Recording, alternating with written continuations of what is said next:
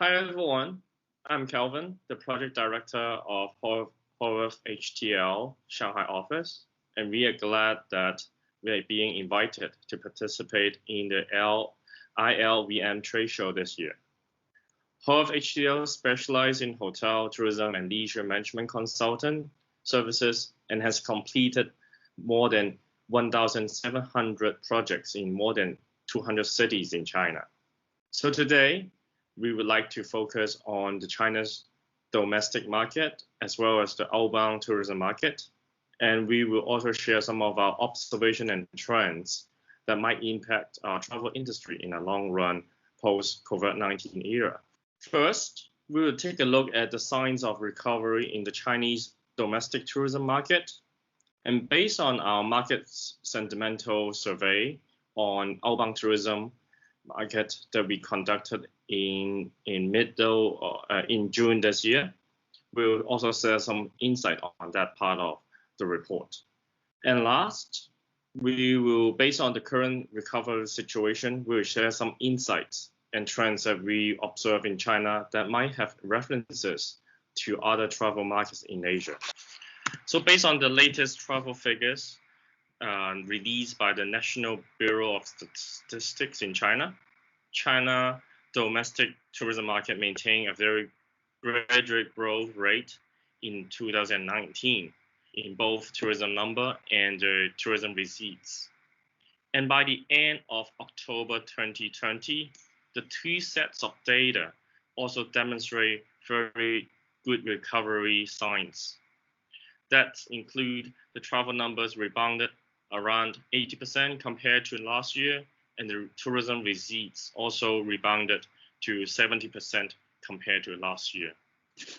When we further look at the hotel national-wide occupancy level reached 60%, which is merely a few percentage points dropped compared to the same period of last year. These are all good signs of domestic tourism recovery. When we further look at the hotel performances by region in China, Hainan, the southwest of China, which also covers regional destinations such as Yunnan and Dali, demonstrate very strong signs of recovery. Both hotel revenue and RevPAR performances in these regions shows similar or even better performances when compared to last year. With strict travel restriction on outbound tourism, Chinese vocational turn to regional destination, and we see this trend to be ongoing as well. On the other hand, it is obvious that Chinese outbound tourism is experienced a temporary market shutdown. Based on our recent outbound tourist market sentiment survey, which conducted in June this year, with over 1,000 valid questionnaire samples from our travel industry, around 50% of the respondents state that the COVID-19 impact on their outbound business would last between 4 to 6 months. So we do hope that that we will be expecting a slow recovery towards the end of this year. And the reduction of international flight routes, the travel restrictions, and negative economic impacts brought by the pandemic were believed to be the most relevant factors affecting the Chinese outbound tourism market based on the survey. Given the situation and outlook, many travel and tourism businesses offer discounts in recent months. So we see that such as Chinese Eastern Airlines offer unlimited flight passages and air flight dropped. We also see that the Double 11 shopping festival just happened in November has shown very good sign of relief. Many online travel agents such as Ctrip, Feizhu, and hotel direct booking platforms offer very attractive travel packages, not only domestically, but also international destinations such as Japan and Thailand. So due to the nature of the free cancellation policy and long expiry date, these packages are sold out and are well received by Chinese vocational. And we expect this trend will be continued that will help to boost demand once international travel resumes. So after reviewing some key developing trends in China, let's take a look at some trends that may impact the travel markets in the long run. These trends are based on some observations from the industry as well as some feedbacks from our interaction with industrial friends. As China is expected to be the first country to maintain and keep COVID-19 infection rates low, we believe there are references and implications to the worldwide travel industry based on the China experience. So first, we believe cleaning and hygiene regime is more than a hygiene factor for travelers. It has become the primary decision-making factors for travelers, and it will affect customer confidence directly.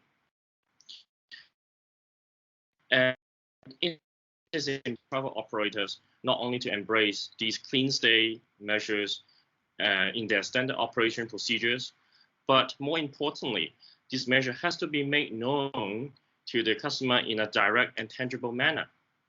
In the long run, we expect owners in the industry should also contribute a reasonable amount of capital expenditure investment to enhance travel experience, which may include air purification in the air ventilation system, water purification system, or non-allergic building materials, etc.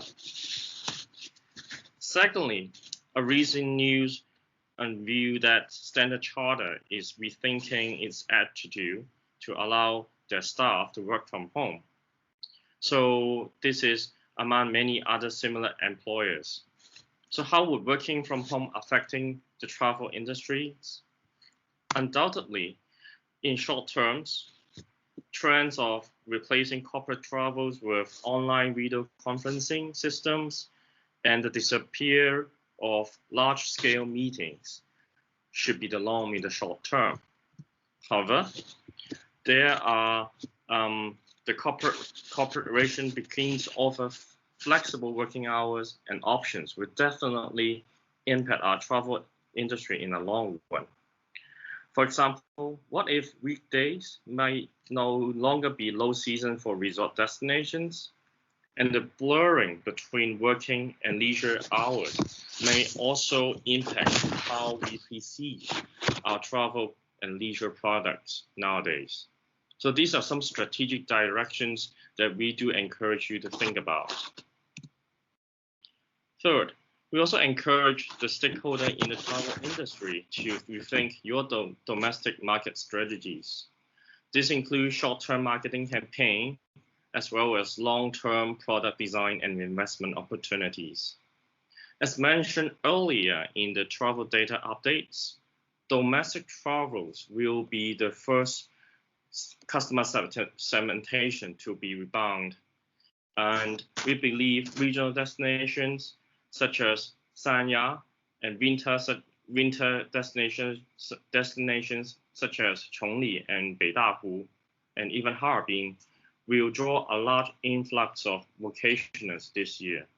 So suburban destinations with easy access, close proximity to major cities will also become great opportunities for tour operators and hoteliers.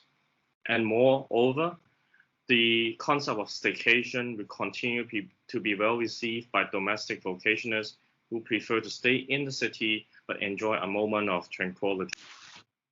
And fourth, the temporary pause on the outbound tourism creates opportunity for travel industry to recraft their product and offerings to target the luxury segment.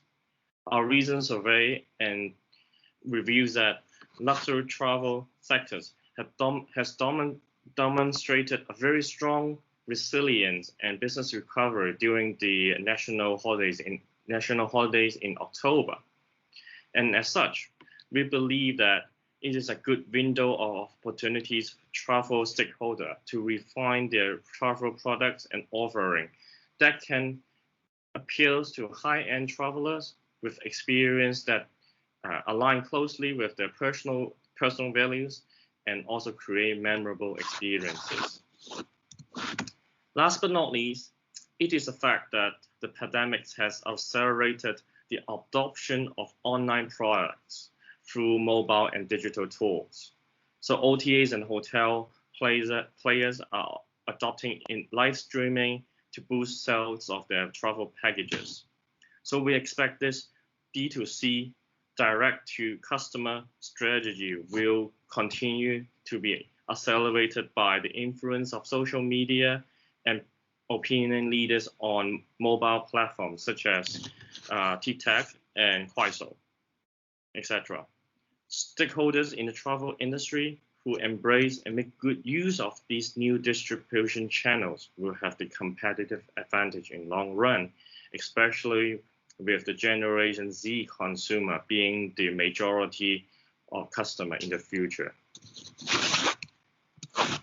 And old wisdom is unveiled in the Chinese character crisis, which is composed of two characters. One present danger and the other represent opportunity. 2020 definitely is a tough year for our tourism industry on a global scale, but let's stay adaptive, creative, and embrace the changes through careful understanding of the changing dynamics that's happening around us.